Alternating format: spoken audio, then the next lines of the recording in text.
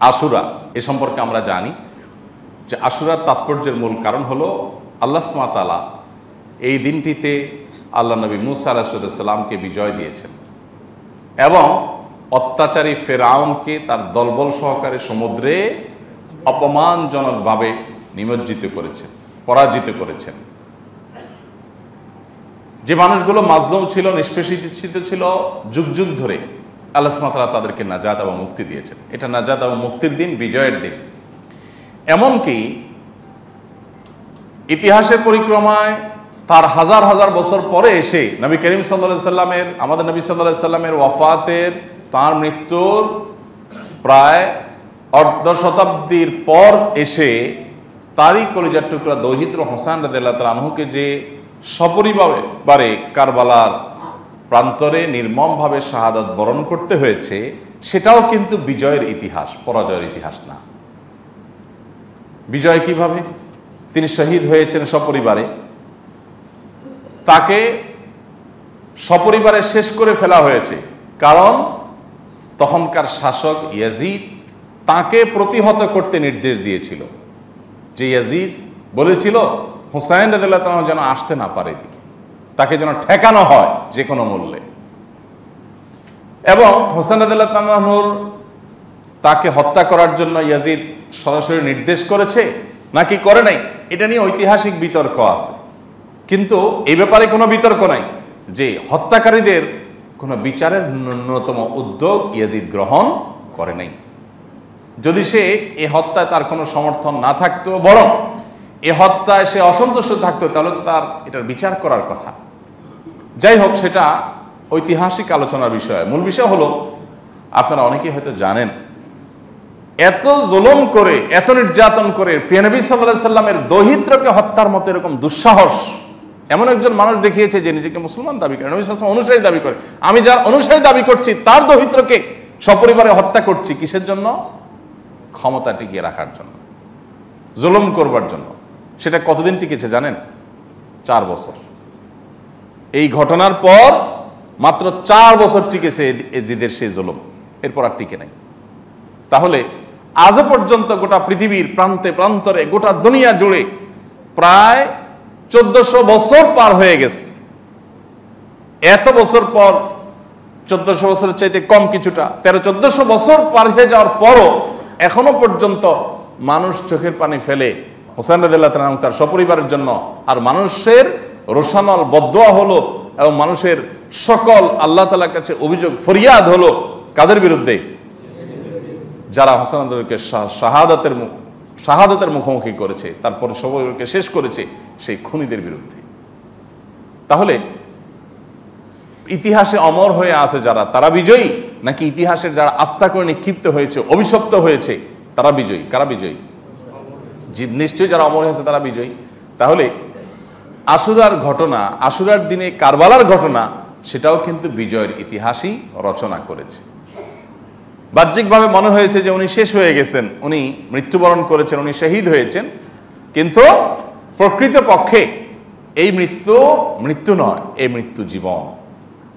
ন্যায় এবং সত্যের উপরে প্রতিষ্ঠিত থেকে অন্যায়ের বিরুদ্ধে কথা বলে নিজের জীবন দিয়ে ইতিহাসে অমর হয়েছেন।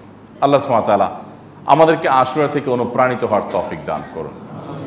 আমরা আশুরা থেকে ত্যাগের শিক্ষা নিব, আশুরা থেকে আমরা চেষ্টা করব শেখার যে কত কিছু আছে। আপনি মুসা আলাইহিস সালামের ঘটনায় চলে যান, মূল ঘটনা, আশুরার তাৎপর্যের মূল ঘটনা সেটিতে চলে যান।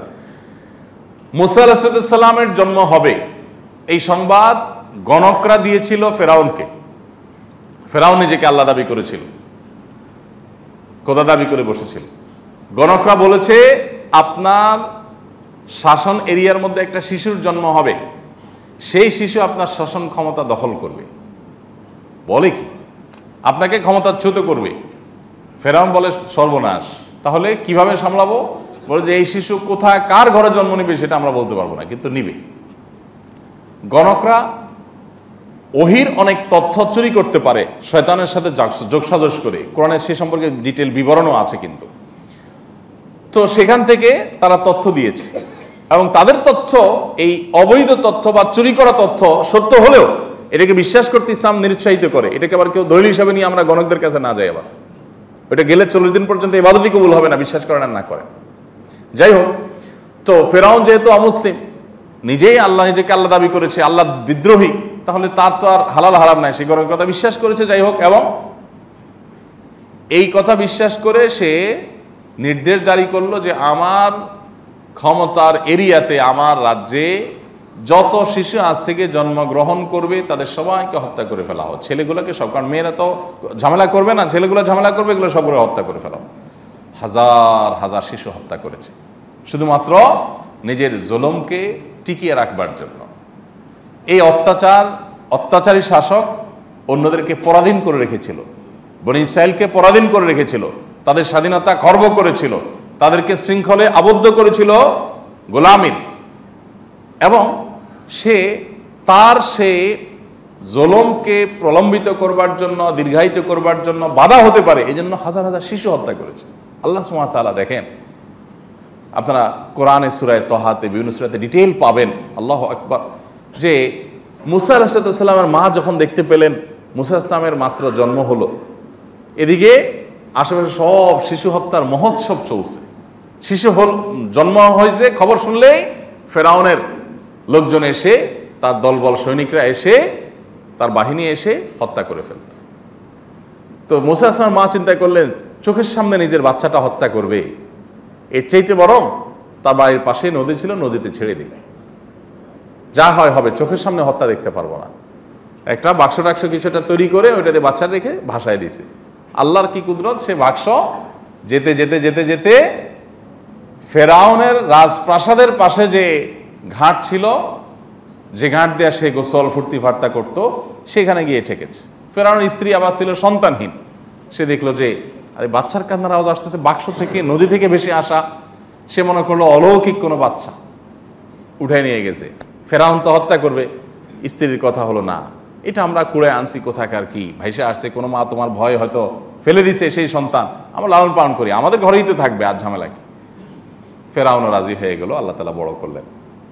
আর বড় করার পর অনেক ঘটনা কোরআনে বিবরণ এসেছে যে আপনার এ বাচ্চাকে পরীক্ষা করার জন্য ফেরাউন অনেকগুলো উদ্যোগ নিয়েছে, এর ভিতরে জ্বলন্ত আঙ্গার পর্যন্ত দিয়েছে, অনেক ব্যাপার স্যাপার আছে, অনেক ঘটনা আছে। যাই হোক, তো একটা পর্যায়ে মুসা আলাইহিস সালাম ফেরাউনের ঘরেই বড় হলেন। দেখেন, দুধ কলা দিয়ে খাইয়ে পুষিয়ে ফেরাউন বড় করেছে কাকে? মুসা আলাইহিস সালামকে। আল্লাহ সুবহানাহু ওয়া তাআলা বলেন, তুমি যাকে ঠেকাবার জন্য এত উদ্যোগ নিয়েছ, তাকে শুধু আমি টিকিয়েছি তা না, তোমার ঘরে ঢুকায় টিকেছি। এই হলো আল্লাহ সুবহানাহু ওয়া তাআলার কুদরত।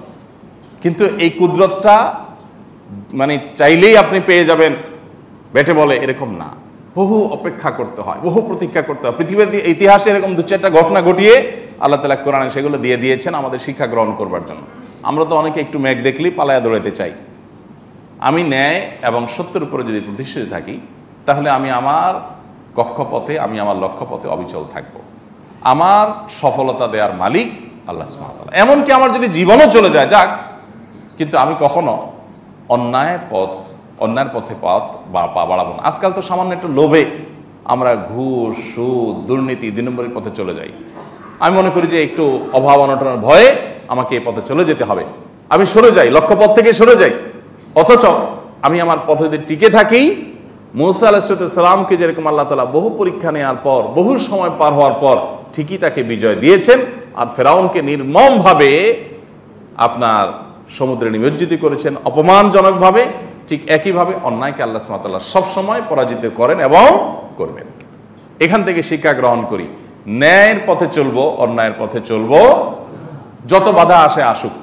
ওই যে বললাম, সমাজে ভাবসাব থাকবে না, কেউ জিজ্ঞাসা করবে না, দাম দিবে না, পুষবে না, তারপর আমি সততার উপর টিকে থাকবো। আল্লাহ তাআলা আমাদেরকে সেই তৌফিক দান করুন, আশুরার শিক্ষা গ্রহণ করার তৌফিক দান করুন, আল্লাহর কুদরতের প্রতি ঈমান আনয়ন করার তৌফিক দান করুন। জাযাকুমুল্লাহু খায়রা ওয়া আখিরু দাওয়ানা আলহামদুলিল্লাহি রাব্বিল আলামিন।